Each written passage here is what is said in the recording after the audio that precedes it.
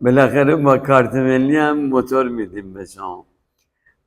حقوق بگیران، بازنشستگان و کسانی که حقوقشون رو دارن از بانک رفاه میگیرن میتونن از کبیر موتور خرید بکنن واقعا با یک کارت ملی. یعنی کد ملیشونو و اسمشونو میگن، اعتبار سنجی میشن و طبق اعتبار سنجی که میشن و مبلغ خرید براشون مشخص بشه میتونن خرید بکنن. تمام موتورهامون توی این طرح هستش، بسته به حقوق و سقف حقوقی که شما میگیرید میتونید موتورتون رو انتخاب کنید.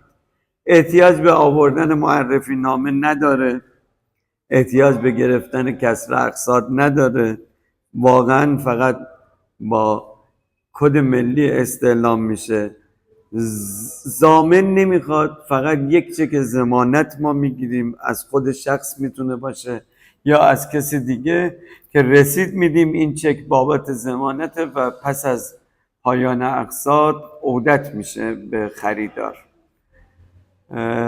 در حال حاضر بازنشستگان و حقوق بگیران رسمی امکان خرید از سامانه بتای بانک رفاه دارن، ولی فکر کنم با راهکارها و رایزنی هایی که داره انجام میشه برای کلیه حقوق بگیران بانک رفاه که یه سابقه چند ماهی حداقل داشته باشن این طرح برای خرید امکان پذیر خواهد شد.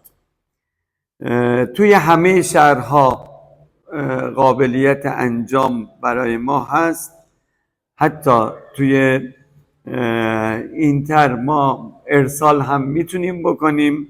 اگه کسی سقف داشته باشه خریدش رو انجام بده، مدارک واسه ما ارسال میکنه، امضا میکنه، موتور هم براشون ارسال میکنیم ما. سقف قیمت برای موتور مشخص نشده، ولی این حقوق و میزان حقوق شما هست که تعیین میکنه تا چقدر میتونید خرید کنید.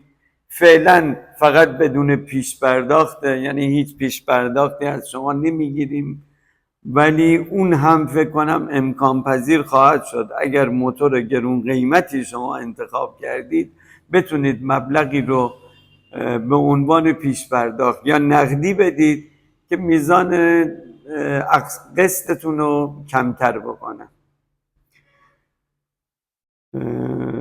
در مورد اینم که یک بار توضیح دادم، هم شاغلین و هم بازنشستگان تو سامانه بتای بانک رفاه همون طرح الماس. خیلی از دوستان طرح الماس خرید کردن قبلا، فکر کنم با طرح الماس خیلیاتون آشنایی بیشتری داشته باشید.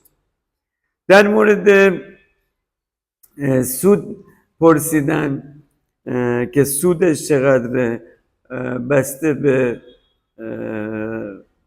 ماهی که شما انتخاب میکنید تا 30 ماه میتونید اقساط و میزان اقساط انتخاب بکنید که با ضرایب ستایی از 3 قسط تا 30 قسط میتونید انتخاب کنید، سودش محاسبه میشه. من حساب کتابی که کردم حدود 23-4% در میاد واسه شما میزان سود. مناسبه با توجه به شرایطی که الان تو بازار هست و دارن تسهیلات میدن و فروش انجام میشه، خوبه، شرایط خوبیه. این صفحه رو سابسکرایب کنید، ویدیو رو لایک و برای دوستاتون بفرستید. منتظر ویدیوهای بعدی ما باشید.